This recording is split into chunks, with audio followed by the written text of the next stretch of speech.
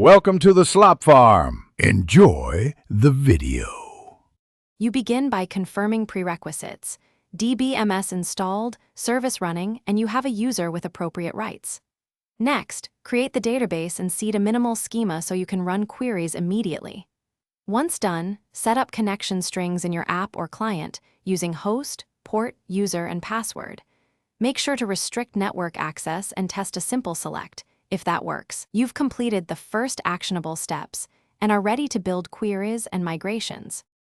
You now design normalized tables and add indexes where they matter to balance read and write performance. Then implement parameterized queries to avoid injection. Wrap multi-statement changes in transactions so you can roll back on error. Once you have queries, run explain or equivalent to inspect execution plans and adjust indexes or rewrite joins. Also create repeatable migrations. Apply them in staging first, and make sure tests cover edge cases before promoting to production. You finish by automating backups and monitoring so issues surface early. Schedule full and incremental snapshots and verify restores periodically.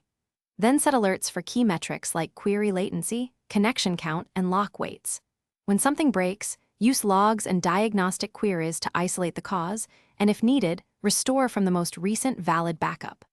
One key troubleshooting tip: when performance degrades, run explain, inspect indexes, and test a targeted rollback or schema change in a clone before touching production. Thanks for watching. Consider subscribing if we helped you today.